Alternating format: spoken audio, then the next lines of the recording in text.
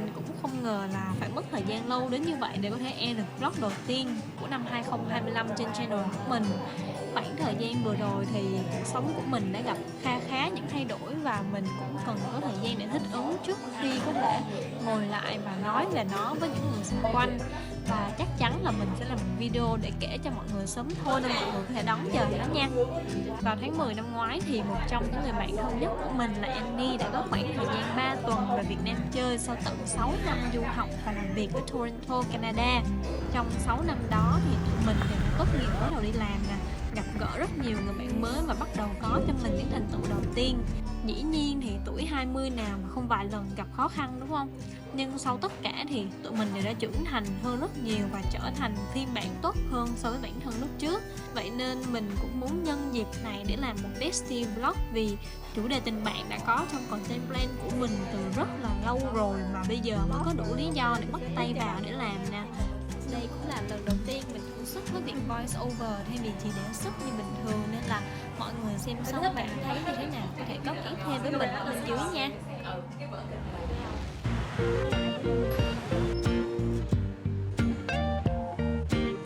Tụi mình đã chọn ghé thăm cửa hàng của Naked Baby đầu tiên. Đây là local brand yêu thích của cả hai đứa mình. Ở đây thì ngoài việc các mẫu thiết kế đều rất xinh và trendy thì chất liệu và form dáng cũng rất là chuẩn chỉnh.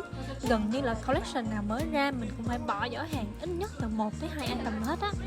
Bạn mình là một fan siêu to của phong cách concrete. Cái caro đó đẹp ý. Brand có thiết kế kiểu nữ tính đáng yêu mà không bị quá bung xòe như Naked Baby thì cứ phải gọi là đụng cái nào mà bỏ giỏ hàng cái đó. Nếu mà không có mình cản lại thì chắc là nó đã hốt cả cái store mà đem về nhà luôn rồi á. Trong lúc lên kế hoạch cho vlog lần này thì mình cũng nhận ra là tụi mình hoàn toàn không có những trải nghiệm mà bạn bè là con gái thường có, như là cùng đi mua sắm, đi cà phê check-in chụp hình, hay là thỉnh thoảng dắt nhau đi workshop làm này làm kia. Bởi vì bạn mình đã đi du học từ rất là sớm và gần như là chưa bao giờ được trải nghiệm những thú vui của Gen Z bây giờ. Thật ra thì ở Canada cũng không thiếu một thứ gì đâu, nhưng mà xét về ăn chơi nhảy múa thì Việt Nam mình vẫn là thuộc một level khác rồi, đúng không? Ý là mình đừng có kiểu mà mình thử cái gì rồi mình hốt cái đó được không ạ? Tại sao vậy? Ở Canada không có đồ sao ạ? Dạ vâng. Ở Canada không có đồ đúng không ạ? Buồn lắm. Dài cỡ nào vậy bạn? Sợ mày thiệt luôn á. Thời gian 6 năm tuy không đủ để biến cả hai đứa mình thành những phú bà tiêu tiền không chết mắt, nhưng cũng đã cho tụi mình sự tự tin và độc lập mà tuổi 19 ngày trước không thể nào mà có được. 6 năm qua thật sự đã thay đổi rất nhiều thứ, nhưng may mắn là những điều quan trọng nhất đối với mình vẫn còn đó và không hề đổi thay. Người ta vẫn thường nói xa mặt thì cách lòng, đúng không? Mình cực kỳ đồng ý với câu nói này luôn, và nhiều khi không phải chỉ là do khoảng cách không thôi đâu, mà vốn dĩ cuộc sống của mỗi người đều rất bận rộn rồi ấy. Việc dần dần những mối quan hệ càng trở nên mất kết nối là điều gần như tất yếu sẽ xảy ra. Vậy nên để có thể duy trì bất kỳ mối quan hệ nào thì tụi mình cũng đều cần phải bỏ ra những nỗ lực rất là đáng kể. Nhưng mà như mọi người biết đó, tụi mình ai cũng có những phương thức để kết nối và duy trì tình bạn rất là khác nhau. Sẽ không có câu trả lời nào là đúng đắn tuyệt đối khi mà cá tính mỗi người là khác nhau, vòng tròn bạn bè cũng khác nhau. Như mình thì mình là một người cực kỳ thích việc được giao tiếp và kết nối với mọi người. Mỗi ngày mình có thể nhắn tin và nói chuyện với hơn 10 người bạn, và mỗi người là một câu chuyện khác nhau. Và phần lớn thời gian thì mình đều là người chủ động reach out trước với mọi người. Mình nghĩ một trong những ưu điểm lớn nhất của mình đó là mình không ngại việc phải bắt đầu câu chuyện, và cũng không cần phải đợi có việc gì thì mới có thể nhắn tin trước cho ai, mà mình có thể tự tạo chủ đề để giữ liên lạc với những người mà mình muốn. Vậy nên đối với mình thì khoảng cách không hẳn là vấn đề trong việc gìn giữ một mối quan hệ bạn bè đâu. Trước đây thì mình không hề nhận ra mình là người có nhu cầu chia sẻ nhiều đến như vậy cho tới khi được bạn bè chỉ ra. Và tự bản thân mình ngẫm lại thì cũng thấy đúng, vì mình thường có xu hướng overshare tất cả mọi thứ xảy ra trong cuộc sống hàng ngày với tất cả những người bạn mà mình thân thiết. Và đó là cách mà mình giữ liên kết với mọi người xung quanh. Nhưng mà về lâu dài thì mình nhận ra là ngay cả trong tình bạn thì việc giao tiếp cũng cần phải có sự chọn lọc nhất định. Thay vì đặt kỳ vọng không thực tế rằng đã là bạn của mình thì phải hứng thú và đồng cảm với mọi điều mà mình nói, thì mình học cách chấp nhận rằng mỗi người đều có những mối quan tâm riêng, và mình cũng cần có những nhóm bạn khác nhau để chia sẻ những điều khác nhau. Và mình nhận ra là đòi hỏi quá nhiều một thứ mà không phải là điểm mạnh của người khác cũng là một việc không được hợp lý cho lắm. Đây cũng là điều mà mình rút ra được sau kha khá những lần cãi nhau, nghỉ chơi rồi lại làm huề với bạn bè mình. Nhưng cũng nhờ đó mà những mối quan hệ sau này của mình đều trở nên thoải mái và lành mạnh hơn rất là nhiều. Khoảng cách hơn 11 tiếng đồng hồ giữa Việt Nam và Canada thật sự là rất lớn. Và nếu như không có sự nỗ lực để giữ liên lạc qua lại, kể cả vào những ngày mà không có gì đáng nói của cả hai đứa tụi mình, thì mình không nghĩ là tình bạn này có thể kéo dài được lâu đến như vậy. Vậy nên giao tiếp thật sự là chìa khóa đó mọi người, kể cả khi tạo dựng hay duy trì một mối quan hệ nào đó. Thêm vào là sự cố gắng đến từ cả hai phía, thì mình tin là chỉ cần bạn muốn thôi thì không có mối quan hệ nào là không thể giữ gìn.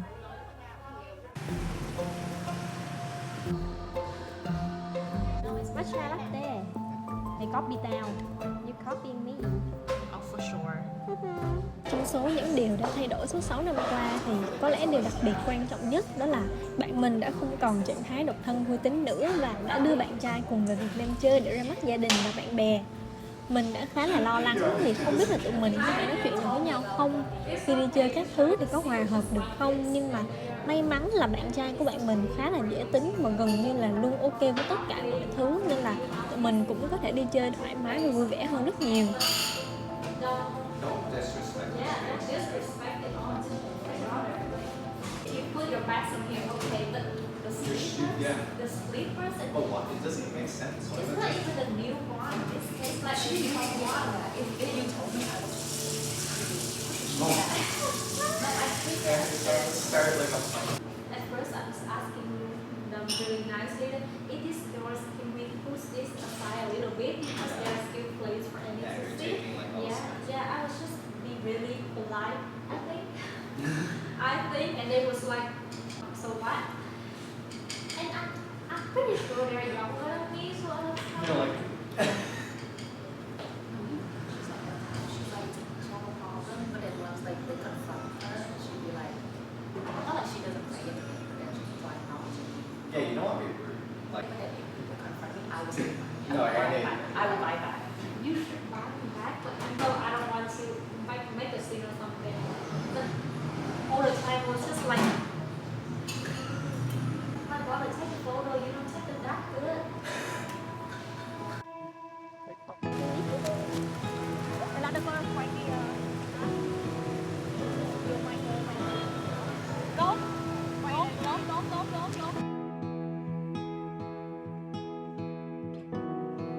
Đã có một khoảng thời gian mà việc bạn bè thân thiết xung quanh dần bước vào thế giới người trưởng thành và có những trải nghiệm yêu đương đầu tiên đã khiến mình cảm thấy peer pressure một cách rất là kỳ cục.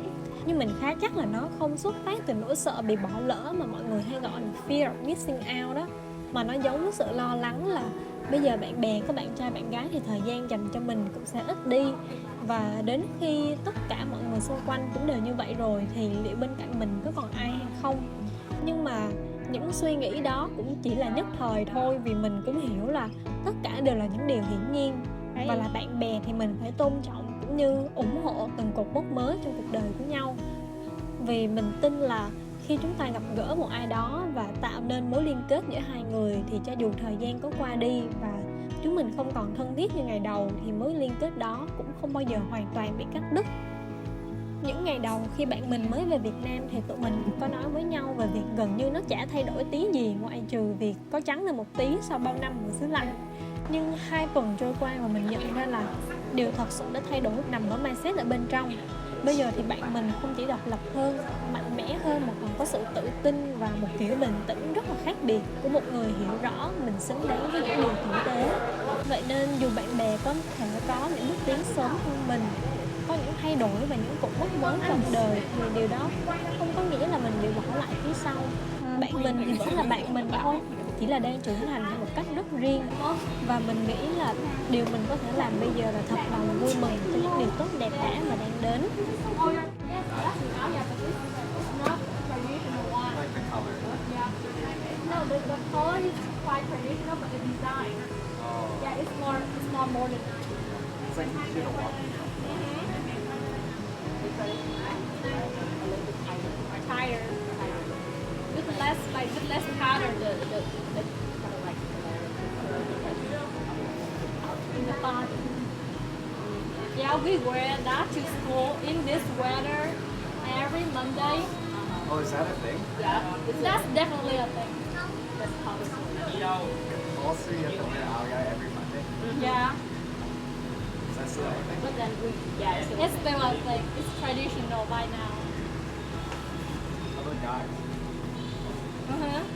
Guy, đi đông, that's privilege. Trải nghiệm một ngày làm tourist ở chính thành phố của mình. How was it? It's good. It's good. It's nice. It's Educational. It's hot. I'm wearing a really badly chosen blazer right now. Same for me. For the style.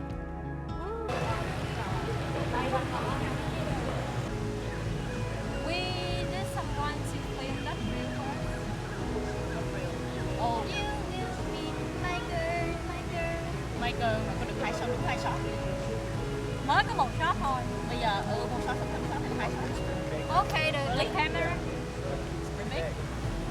The camera The bunker. bar is here. Now we have to film that real thing. The pulling hand thingy. Oh, you wanted to. We have to take up this mic. Okay. I want you interview. Cute. Do you need more shirts? A Treasure. little, yeah. He want more I treasure. Okay, maybe we can go to that compound garment my friends told Oh, me yeah. about. Yeah. Or even more clothing in general. Yeah. This is so good, right? I know. It is. It nice. I is. can't say it's not. Đợt này về thì bạn mình cũng muốn tranh thủ mua một chút quần áo mới cho bạn trai, nên là đã nhờ mình lên một list các brand đồ nam ok và đi cùng để giúp đưa lời khuyên phối đồ. Sau lần mua sắm đầu tiên thì mình thấy là bạn ấy khá là hợp với phong cách casual, nên lần này tụi mình chủ yếu mua thêm những item cần có cho một capsule wardrobe. Đi cùng với tận 2 đứa con gái nên tất cả những gì bạn cần làm chỉ là đi ra đi vô thử đồ, sau đó thì nhìn feedback thôi. Còn lại thì chọn đồ phong gì, màu nào, phối ra sao thì đã có tụi mình handle hết rồi. Với lại nó tay ngắn nó sẽ kiểu casual hơn á mày. Tại vì nếu mà nó tay dài tôi thấy nó sẽ hơi chứ không Thằng này dài không quá. phải mấy cái kiểu mà mặc tay dài đâu, nó hợp gắn lên Ờ, xong nó sắn lên. tao cũng nghĩ là thật. Ý là nếu mà dài thì phải sắn lên. Mỏi. I think that's a little bit loose. I don't think that's a little bit loose bạn ơi. Thật ra thì mình thấy đồ của brand này khá là ok về chất liệu và form dáng. Có vài món mà theo mình là mấy bạn nữ mặc chắc cũng khá xinh, giống như mấy cái jacket này nè. Mình sẽ để link shop ở bên dưới cho những bạn nào cũng đang cần mua đồ nam mình có thể tham khảo thêm nha. Được, đẹp được. I like it. Hold on. We'll take this home. Okay, với lại cái áo này. And then I guess that brown t-shirt. Keep the white t-shirt in and try these Yeah. two on. Yeah. Okay? Okay. They give up. I'm Yeah. gonna... There's that brown t-shirt. No. Oh, you're not getting it. No. We're not getting. It's Wait, too like, it's treasure? too short. Treasure? Oh, cái t-shirt được mà. Yeah, the treasure is okay, but the pants no. Yeah, not the No, pants. not the yeah. pants. Yeah. Okay, you try this one too. Yeah, dress shirts. You? Because I have zero fashion sense. It's just like. You already have No, I her. meant before. Like Okay, before. okay, that makes sense. Chris, try this one. Go ahead. Lấy xong. Ê, tóc mày ok quá hay. Tóc mày hôm nay ok. Lại đây, cái mình chưa shot up us.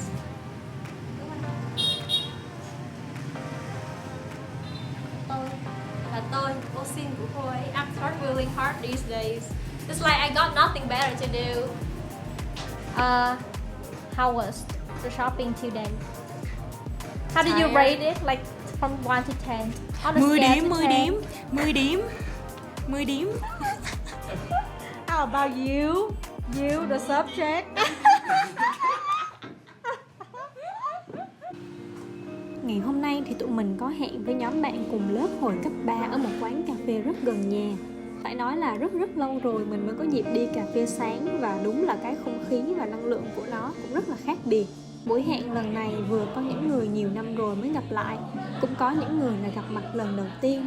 Nhưng tụi mình vẫn có thể vui vẻ thoải mái nói về cuộc sống dạo gần đây của mỗi người. Có người đã kịp hoàn thành những cột mốc lớn trong đời, có người vẫn còn loay hoay định vị lại bản thân, và cũng có những người đang trên hành trình một lần nữa tìm lại lối đi dành cho mình. Quan trọng nhất là dù đang ở giai đoạn nào đi nữa thì tụi mình vẫn luôn giữ một tâm thế cổ vũ và ủng hộ lẫn nhau. Vì dù chỉ mới vào đời được vài năm nhưng tụi mình cũng đã trải qua vừa đủ để hiểu rằng cuộc sống của ai cũng không hề dễ dàng. Và để ngày hôm nay có thể tốt hơn ngày hôm qua dù chỉ một chút thì cũng cần rất nhiều dũng khí và sự kiên trì. Càng trưởng thành thì mình càng nhận ra rằng việc có những người bạn tốt ở bên cạnh là điều quan trọng như thế nào. Những người bạn tốt đi cùng mình qua từng giai đoạn trong cuộc đời đều đã góp phần ảnh hưởng và tạo nên bản thân mình ở hiện tại. Và mình cảm giác là dù có nhắc đi nhắc lại bao nhiêu lần thì cũng không thể nói hết được sự trân trọng và biết ơn đối với những người đã luôn ở bên cạnh mình, cùng mình đi qua những ngày bất kể buồn vui. Và dù sau này khi đi trên những con đường khác nhau và bọn mình không thể lúc nào cũng thân thiết được như xưa nữa, thì mình tin là tụi mình vẫn luôn mong muốn những điều tốt đẹp nhất dành cho tất cả. Và những mối liên kết này sẽ vẫn luôn còn ở đó, dù từ xa và trong im lặng. You just thought he's taking photo of us. Oh, it's a video. Không, tao chỉ muốn che mặt tao. Đó xong rồi đó. Xong rồi hả? Xong rồi hả? Hello. Mới em đó. Annie, Trả cho nó đi. Yến Linh lấy không? Lấy. Ok rồi. Lấy. Ngày cuối cùng trước khi kỳ nghỉ này kết thúc thì tụi mình đã đặt lịch để cùng đi workshop ở một nơi cực kỳ xinh đẹp có tên là tiệm lưu giữ ký ức. Ở đây thì khá là đa dạng các loại hình workshop, từ làm khung tranh, vòng tiên hay đổi resin làm hoa vĩnh cửu, và gần như là luôn đảm bảo mọi người sẽ có thành quả xinh xinh để mang về.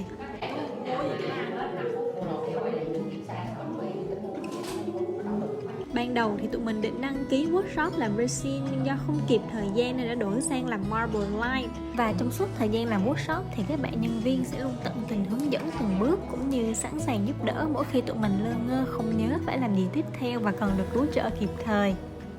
Nhiêu gam? Nhớ lại. 110 110 đúng không? 110. Làm bánh đi bà. Cái gì vậy? Mẹ pha cái gì với cái gì vậy? Nó chỉ là một chấm màu đỏ rồi mày. Tao không biết nó có lên đấy không. Ăn cái dưới đúng không? Wow, mấy cái biển. Tao biết là khi nó làm này chắc nó làm đổ nhiều thứ. Siêu phẩm gì luôn á. Thì tao cũng gì cũng cỡ đó thôi chứ gì, nhưng mà Chắc vậy.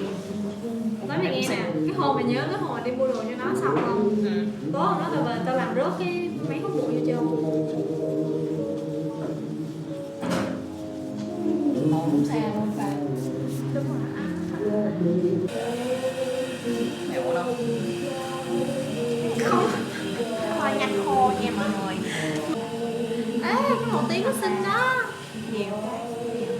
Đổ thêm màu vàng vô màu đen. Ok, được. Cứ tập lên mình xem. Ok. Bạn nói sao mà mình làm y chang vậy luôn. Một ác cảm vô. Thế thì mình phải đặt tới bao nhiêu? Đặt ra 5 cái. Ok. Rồi bắt đầu tụi cái mắt bảo dừng lại. Còn dừng lại mình đập được. Let me do it for him. Của màu hồng mà. Mày có Nhưng mà nó ra đẹp ở trong này này. Nó cho nó kìa. You never know. Nó đi nó không có quyền. He never know. How would he know?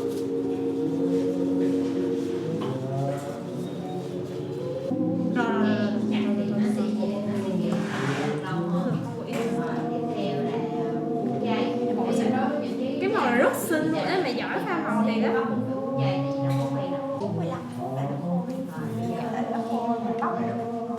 Thế trong lúc mình đợi nó khô thì mình làm gì ta? Mình có thể đi dạo. Đi chụp hình. Đúng, đi chụp hình với lại uống cà phê.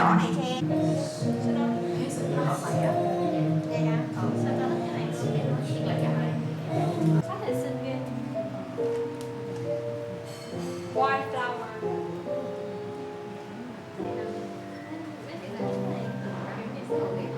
Vẽ đẹp mẽ thôi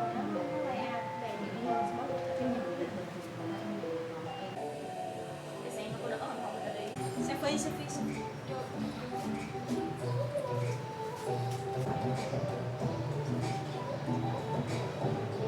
Cái gì có nó cũng xinh hết vậy.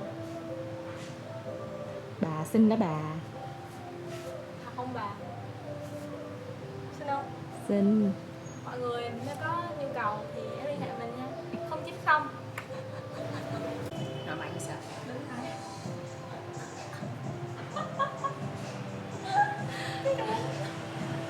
Cái lời lúc này là không thấy thôi.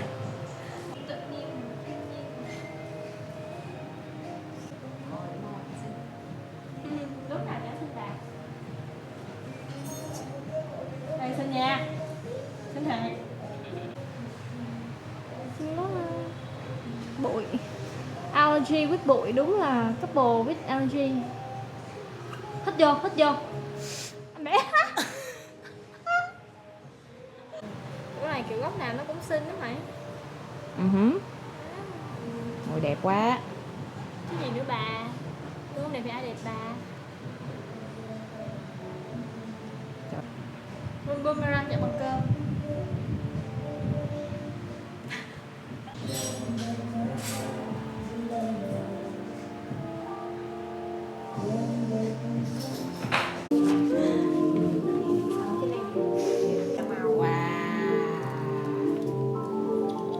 Nó nhìn giống như là đang kiểu bãi cỏ đồ đó. Đẹp mà, tao thấy đẹp. You good? You good? Móng tay mày. Không có máu. Rồi mày rút lên, mày rút lên, mày rút lên. Xoay nó, xoay nó.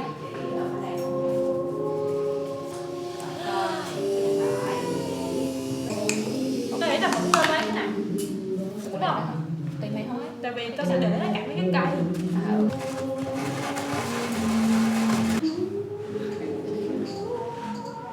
Còn tương lai của ta bao giờ có bồ? Bao giờ có nhà? Mày cứ lấy Covid đó, mày mặc mình xíu nữa.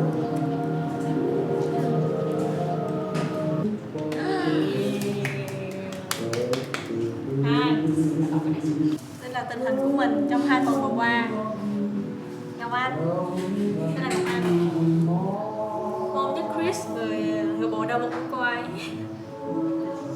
Cái đây là tôi, the funny third wheel, Steve and Steve.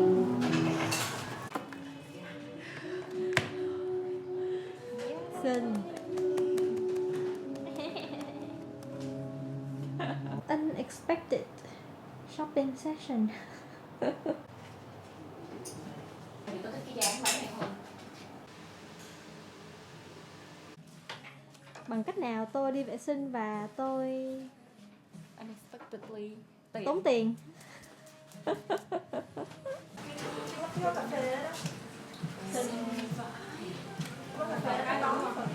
Hai cái. Cái này đẹp hơn nó của mình. Kiểu cái gạch vàng với cho bà. Cái màu vàng này. Cái rồi hôm qua gửi cho coi. Cái đó mới đúng là Việt Nam mà. Ừ đó Việt Nam. Cái đó nhà tôi cũng có, tôi nhìn nhiều mà bà. Cái đó thì nó mới là cái gợi nhớ Việt Nam rồi đó. Kết thúc cuộc sống là bà Hoàng. Đúng rồi đó. Chuẩn bị qua trở lại với Là lại nô tỳ rồi bên đó. làm Tiếp tục làm nô người tỳ. ở đó mà bợ. Đúng rồi đó.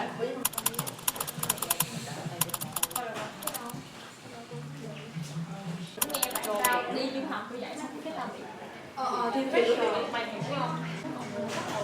Tìm kiếm cái ngành mà mình thấy là mình nên chuyển sang, xong rồi mọi người xong rồi nó luôn. Mà cầm cái mặt nó dài đó. Cũng làm cái gì đây? Thì không? Thấy còn nó còn chặt Thật ra là thật ra không phải là không làm gì cái gì đó, là mà làm cái năng lực của mình phải đạt được cái chỗ. đúng rồi. Tại vì môi trường làm việc cực nó lại khác nữa. Bạn có mối quan hệ gây dựng là mối quan hệ từ ban đầu, nói chung là cảm giác như bà đã bắt đầu lại một đất nước khác rồi, đây là đất nước của chính mình vậy đó. Quan trọng là về cái khoảng thời gian từ hồi 18 tới 22 thì đây là khoảng thời gian mà mày đã gây dựng rất là nhiều cái mối quan hệ của mày. Đúng rồi. Với bạn cũ đã có rồi, với bạn mới, rồi cái networking của mày, công việc mà networking rất là quan trọng. Càng lớn lên sẽ càng thấy bạn bè mà rất là quan trọng. Kêu mình phải bắt đầu chỗ mới rất là khó luôn á. Rất là chơi với các người mà đi du học mà đến 30 tao thật sự là rất là đúng không? Và cũng thấy được chỉ là tại vì đã đi rồi thì phải chịu thôi, nó cũng đâu có thể nào bắt đau được. Nhưng cái việc mà nó vượt qua được đó là nó đỉnh rồi đó. Eventually becomes đúng. Tao thấy rất là đúng rồi. tao chuyện là tao không có tiền mua cái nệm nặng luôn đó bạn, không có tiền để mua cái nệm Đó là phải bưng phở. Bưng phở. Đây phải bưng phở xong rồi làm quán trà sữa, có làm quán trà sữa không? Có làm quán trà sữa 3 năm. Sữa free không? Có, trời, uống hàng ngày luôn. Cái đó tôi thật sự quan tâm quá. Uống hàng ngày luôn, mà uống bao nhiêu. Mày sẽ ghét sữa luôn. Cái trên đầu mà tôi nấu từ mấy chục nồi, tôi rất là ghét. Tôi nấu trên đầu tôi chịu uống. Có lần gọi ship xong rồi kêu là bạn nấu đi tụi mình chờ được. Bên Nam á nhớ không? Đi vô bên kiểu mình coi nhìn kia cái thằng thú. Xong mà nó quay lại nhìn mình kiểu bữa nay đi quẻ hẹn quá, mình muốn đi nhanh rồi đi nào mình nghiền quá kiểu ráng là người ta ghé xong mình rủ ra đi luôn, sợ luôn chết, sợ quýnh. Đã uống hay chưa đúng không? Các bạn em nhớ cho tụi bạn có hình đạn nha. Cái gì bà? Đẹp vậy? Cực lạ là sao rồi? Dior the Wild. Đây bà làm không? Nó đổi sang design rồi mà. Dạo này mình thường hay nghĩ là trưởng thành thì ra cũng chỉ gói gọn trong vài khoảnh khắc thôi. Mà khoảnh khắc đó cũng có thể là ngày mình nhận ra bạn bè, rồi cũng sẽ có lúc không thể ở cạnh nhau mãi được. Bởi vì ai rồi cũng phải có sự phát triển của riêng mình. Và cuộc sống lúc nào cũng có lý do để tạo khoảng cách giữa những mối quan hệ tưởng chừng là sẽ không thể tách rời. Nhưng dù muốn dù không thì tụi mình vẫn phải bước về phía trước. Và vì vậy có những thứ buộc phải thay đổi. Nhưng trưởng thành cũng không phải là để đánh mất những gì mình quý giá. Tụi mình đang sống trong thời đại mà việc gìn giữ một mối quan hệ đã trở nên dễ dàng hơn bao giờ hết.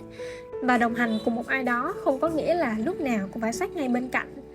Vậy nên đối với mình bây giờ trưởng thành là học cách để giữ nhau, kể cả khi mọi thứ có thay đổi. Thời gian 3 tuần cũng đã trôi qua và đã đến lúc phải nói lời tạm biệt rồi. Và dù rất khó khăn nhưng mình cũng hiểu là đôi khi lời tạm biệt ngày hôm nay lại là lời hứa để ngày mai có thể gặp lại. Và biết đâu được đến ngày đó thì tụi mình đều đã trở thành những phiên bản càng tốt hơn và càng trưởng thành hơn bây giờ nữa thì sao, đúng không? Mình rất vui vì cuối cùng cũng hoàn thành chiếc vlog nói về tình bạn mà mình đã lên kế hoạch từ rất lâu rồi. Và mình hy vọng những lời chia sẻ của mình dù rất cá nhân và nhỏ bé vẫn có thể chạm đến những bạn cũng đang cần đến nó.